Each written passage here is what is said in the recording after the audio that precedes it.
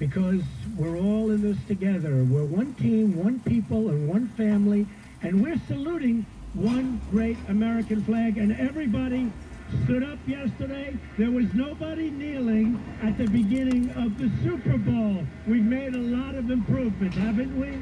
That's a big improvement. And on top of that, it was a good game. So a lot of good things happened, but there was no kneeling before that Super Bowl.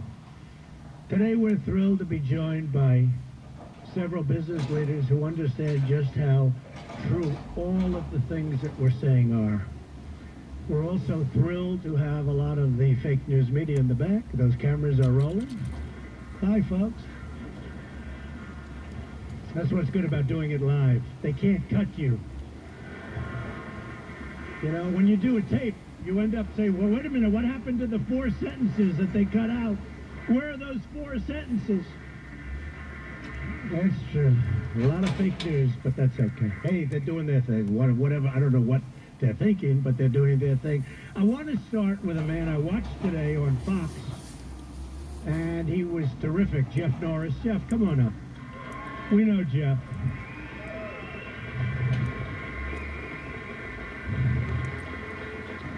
So we know every employee has already received a $1,000 bonus, and they've gotten a lot of tax, really lower tax.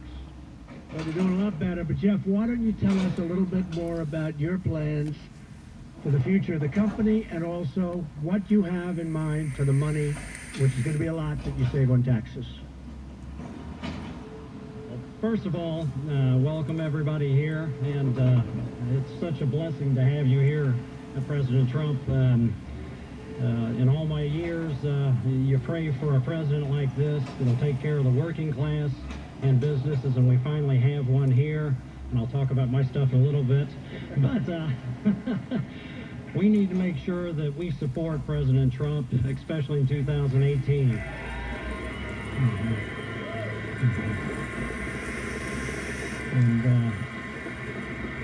And we need to vote out people that are an obstacle to him. In manufacturing, our job is to remove obstacles.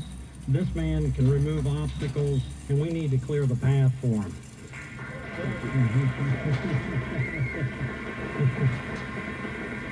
What we plan on doing with the tax savings, investing in our people, our processes, and our equipment, and continue to try to make America great again.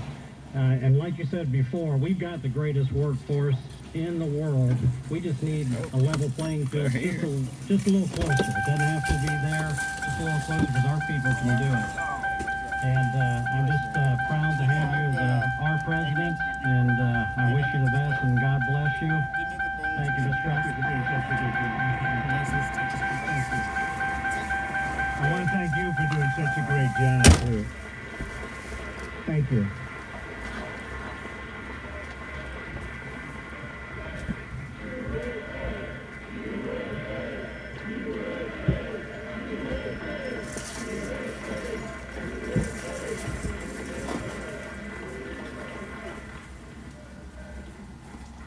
That's what it's all about. That's true. Greg Carmichael is the CEO of Fifth Third Bancorp, big bank, which is headquartered right here in Cincinnati. Greg, please step up. Tell us what you're doing with respect to all of those incredible workers. You have 14,000 of your employees, and you're doing something very special for them. So I'd like to hear it. Thank you, Greg.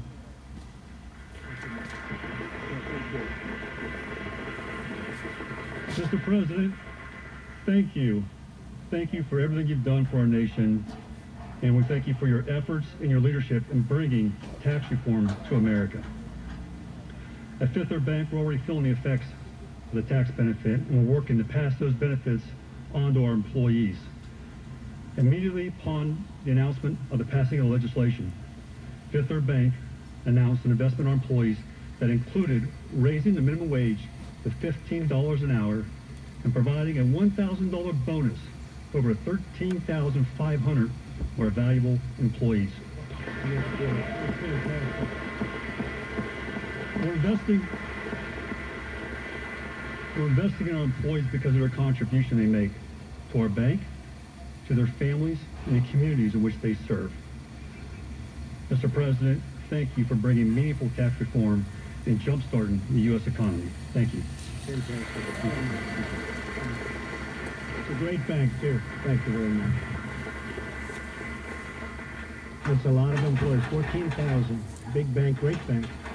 Matt Strawn is general manager at Juergens Incorporated, a manufacturing company founded by his family 75 years ago in Cleveland. He must be very rich. Matt, why don't you come on up and tell us about these massive cuts and how they're benefiting your people, your employees, your workers. Thanks, Matt. All right, we're loaded. Tax reform. I'm honored to be here today representing Got Juergens salt all over my black pants, so I look ridiculous right now. In 1914, during World War II, manufacturing airplane seat components. Today, we're a worldwide leader in work holding, fixturing, and specialty fasteners. Last year was a record year for Juergens, and thanks to your tax cuts, we see continued success in the future. Juergens is going to be using your tax breaks to invest in our greatest asset, our employees. In April, during our annual performance reviews, we're going to be doubling the annual rate increases that we'll be providing our employees. What?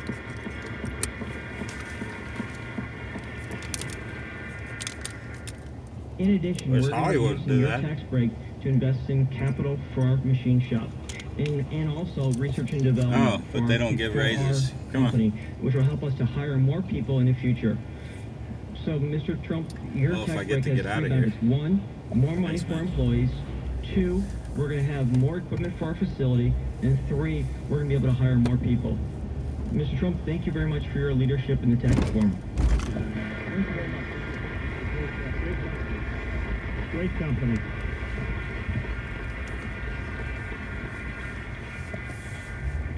Thank you very much. Great job you've done. Finally, Chris Irian is the CEO of eCycle, an environmental services company in Columbus that recycles and resells smartphones. Let's see, you recycle smartphones. Think about that one. What about when they smash those phones with a hammer? Can you bring them back to life? Oh, what you would find. Oh, can you imagine that, Rob, what we would find?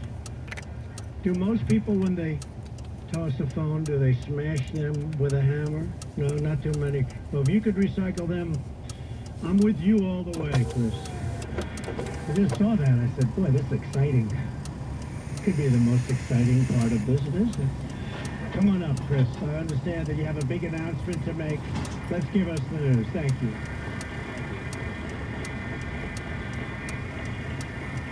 Thank you, Mr. President.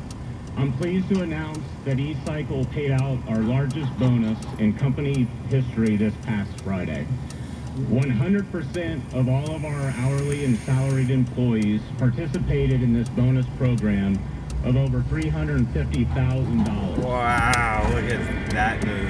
You didn't get to see him because of the way the camera angle is, but what a fucking douchebag. In addition, due to the greatest tax reform package just passed in U.S. history, we're celebrating with an additional $1,000 tax reform bonus for all of our 55 employees. Wow. I want to work for eCycle. For all of the eCycle team members watching right now, thank you for everything that you do. Thank you again, Mr. President, for believing in the American worker, in the American dream. You just made America great again. Thank you.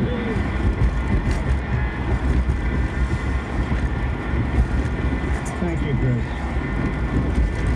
And thank you all for investing in our great American workers and our great American companies. Every job you create makes our country stronger and the future of our country Guys, brighter. road. Jobs are torn about the fuck more than up. paychecks. Good jobs are the cornerstone of a safe and a strong and a proud America. There is nothing more important than the sense of pride and accomplishment that comes at the end of a hard day's work. And all of us, me, you, all of us in this room, we know that feeling. Just about every day we know that feeling. That's why we want every American to know the dignity of work, the pride of a paycheck, and the satisfaction of the statement, job well done.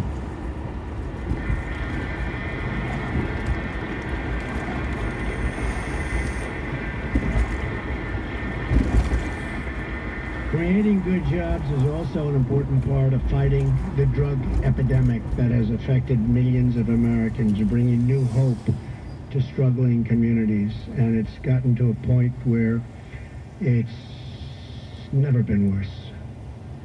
People form blue ribbon committees. They do everything they can.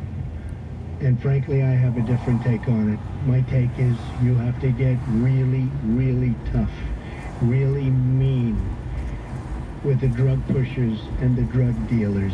We can do all the blue ribbon committees we want.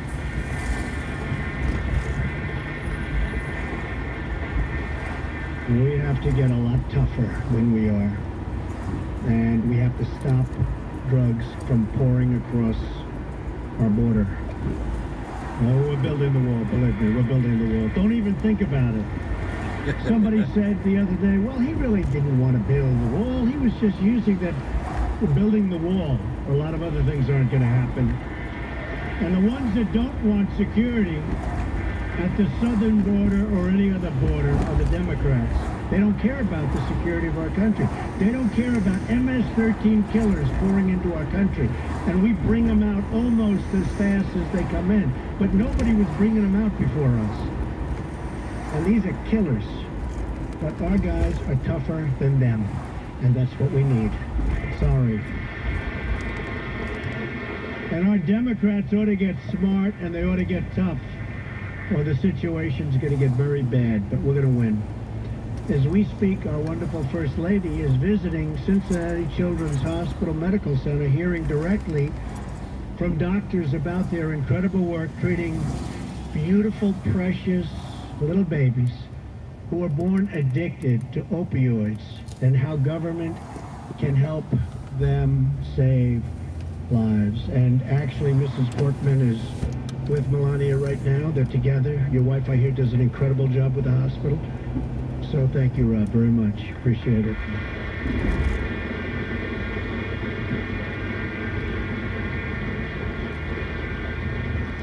America will not overcome this epidemic overnight, but just like Americans always will, I do think we have to change our ways, and we will.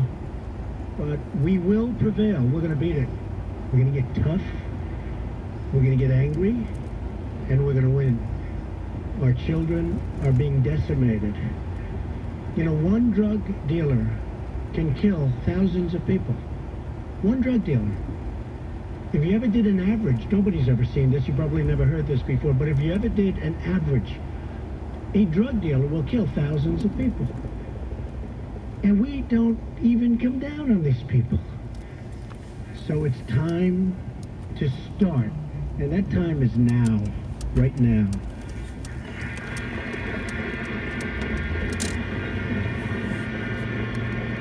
We want every American to live a life of meaning, of purpose, and of joy, and we want every American to have a job they love, so they can wake up each morning excited to go to work like all of you people are, right? I'm excited. You love it. Thinking about where am I going to put that next big, beautiful machine. 1 year expensing. You buy the machine now, 1 year expensing.